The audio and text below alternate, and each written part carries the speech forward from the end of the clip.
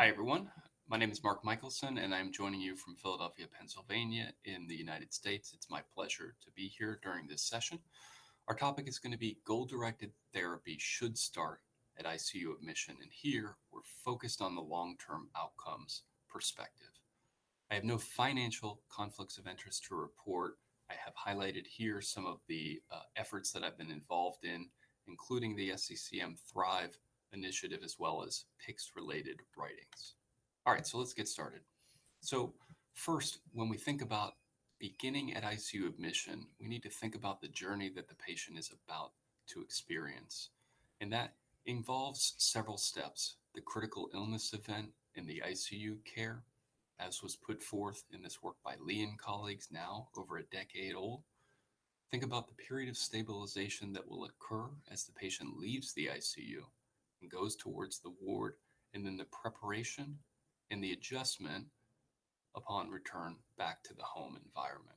But now let's get back to the ICU and this general idea of goal directed therapy. Well, first, it begins by understanding what are the patient's goals. I share with you at least one approach to standardized our communication in regards to goals and preferences, and it's the serious illness conversation applied here to the ICU environment. When we took stock of this and implemented it locally, as we published in ATS Scholar in February of 2020, we learned a great deal from our patients by simply standardizing the approach that we took to understand goals, preferences, and to make sure that we were effectively communicating in the most seriously ill patients in our ICUs.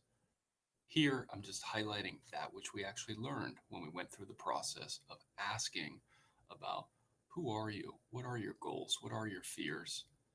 Where do you draw strength? This was a communication for mechanically ventilated patients to their loved ones at the bedside. And then last, what are the critical abilities that are so critical to your loved one that they would not be able to imagine living without them? This gives us a true sense of what are the goals of our patients and are we meeting them from the moment that they arrive to the ICU. Here we see the three most common. We're ensuring that their loved one was comfortable, but then we look at and not surprisingly see survival, and then we see independence, which will get us to that idea of functional abilities, functional long-term outcomes. And that brings us to work that we recently completed through the Society of Critical Care Medicine's consensus conference about how do we identify and predict long-term outcomes after critical illness. Carrying on from earlier stakeholder conferences and earlier consensus conferences led by folks like Dale Needham, Mona Hopkins, and others, we've brought forth this concept or carried it forward of functional reconciliation.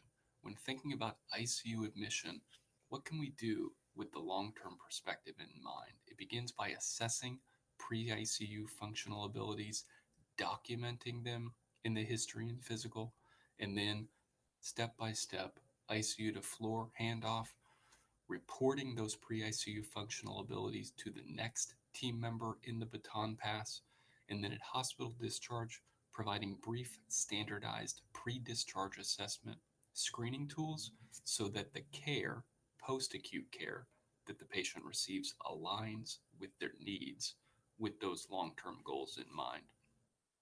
Therefore, functional reconciliation, when linked to one's pre ICU abilities, has the ability to do just that, to guide post acute care so that patients can rehabilitate when they need to.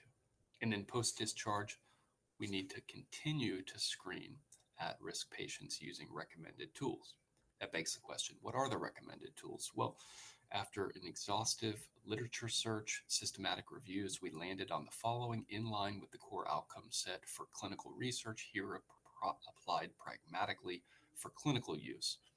The Montreal Cognitive Assessment, or MoCA Blind for cognition, anxiety and depression using the Hospital Anxiety and Depression Scale, PTSD using the Impact of Event Scale or the shortened version, and then the physical function can be assessed or screened using the 6-minute walk or the functional outcomes incorporated into the Iroquois. So, back to the ICU. How do we navigate the hazards that lie ahead? Well, fundamentally, I'm going to put forward the A to F bundle serves exactly that purpose. This idea, as was espoused and brought forward through the ICU Liberation campaign that has now been taken across the world, it begins with assessing, preventing, and managing pain. Two, both spontaneous awakening and spontaneous breathing trials, implementing them into our practice each and every day, being wise about the choice of our analgesia and sedation, being respectful of assessing and managing delirium, prioritizing early mobility, and then engaging the family in the care that we provide. So when we look at the ABC of A to F, this is now looking back over 20 years, two landmark trials. The first by Kress and colleagues, the second by Tim Gerard and colleagues, published in 2008. And what we find here is that by applying a daily standardized approach to spontaneous awakening and spontaneous breathing, we can reduce the duration of mechanical ventilation and ultimately, looking at the ABC trial, save lives, looking at long-term outcomes. And that aligns with what we found locally when we said, what are your goals? In general, functional independence, which means getting off the ventilator safely and early, and improving long-term outcomes, specifically survival as well. Here we also see in the Kress study, by awakening patients daily, they were far more likely to be discharged home, getting to that functional independence question and goal. When we also think about long-term outcomes, we need to think about the potential impact that many patients will experience of long-term cognitive impairment and be careful to avoid those care provisions that can increase the rate of delirium. Why? It's because the duration of delirium has been consistently and reproducibly found to be associated with long-term cognitive impairment. It gets to that sweet spot of getting patients safely off the ventilator, using the least amount of sedation to get them through it, so that long-term cognitive impairment is, to the best of our abilities, spared. Choice.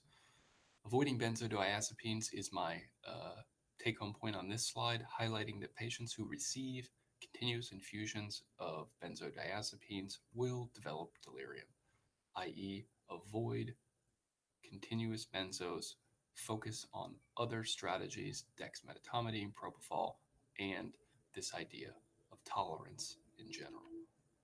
Engagement and mobility, highlighting back to the landmark study by my colleague Bill Schweiker that hammered home the point that early attention, early ambulation can improve not just functional outcomes, but get patients where they want to get. Here, we see that 59% of the patients who received the intervention were able to return home independent. Unbelievable. Nearly twice that of those in the control group. This has been shown now in medical and surgical critically ill patient populations. Now, beyond A to F, thinking a little bit more creatively about day-to-day measurements and day-to-day care in terms of reducing long-term cognitive impairment. Be wary of hypotension, hypoxemia, as well as our fluid strategies that do appear, at least in observational studies, to be associated with long-term cognitive impairment and glucose dysregulation, i.e., specifically hypoglycemia. Avoiding these potential harms in the ICU with long-term brain health in mind. Not just cognition, but also anxiety and depression have been associated as well with hypoglycemia and hypotension, as well as our sedative uses. While I don't highlight the ICU diaries here, I will highlight the ability to engage families at the bedside, to share with patients what they have actually experienced is a smart strategy to apply in your ICUs to prepare patients for their long-term recovery. Post-acute care. So this is also a new concept to us in the ICU. We need, from the moment the patients arrive, with this idea of functional reconciliation to align their needs with where they go after they leave the ICU and after they leave the hospital. There are a number of different options. We need to think about the opportunity to improve patients' long-term outcomes through effective and skilled use of rehabilitation, either in the inpatient acute rehabilitation or home setting. At present, what we've currently found is that across our ICUs, we likely underutilize acute rehabilitation for a number of reasons, including policy. And many times, patients do end up needing post acute care use. In the next decade, I expect that more and more we will think about these long term outcomes and will work towards ensuring that our selection for post acute care use meets our patients' long term needs. Our long term needs include the threat of hospital readmission. Here, I'm just highlighting that no matter what ICU you ended up in, the middle wave there is the 30-day readmission rate. And in general, it's about 20% of patients will be rehospitalized within 30 days after experiencing critical illness. And so, our work needs to be to restore our functional abilities for our patients so that they can avoid further harms. So, putting it all together, a roadmap is to acknowledge and increase awareness of the long term impairments the patients experience, that which is known as post intensive care syndrome, to engage and educate patients and caregivers upon ICU admission, work throughout the ICU stay and thereafter to mitigate the risks of physical and neuropsychological impairment, and then to effectively provide coordinated care to get patients back on their feet and back home with their loved ones to the best of our abilities. And last, bringing it all together to incorporate post ICU activities into our care delivery models, be it either post ICU clinics, peer support networks, a combination of them, especially when paired with ICU diaries, can improve staff morale and more effectively meet the needs of our patients. When this is all brought together, this is a study that was done specifically in sepsis survivors that did many of the elements that I just highlighted as what is becoming at least recommended strategies, and in the future, hopefully evidence based strategies, screen for these common treatable impairments after critical illness, here sepsis, not just medication reconciliation, but functional reconciliation. And when these recommended strategies were applied, it led to improved outcomes amongst sepsis survivors, including lower readmission rates. Last, so goal directed therapy should start at ICU admission. It begins by eliciting patient goals using standardized tools such as the Serious Illness Conversation Guide, incorporating into our practice across the continuum of care, functional reconciliation, and serial sustained screening, and then aligning the post acute care care delivery to what patients ultimately need.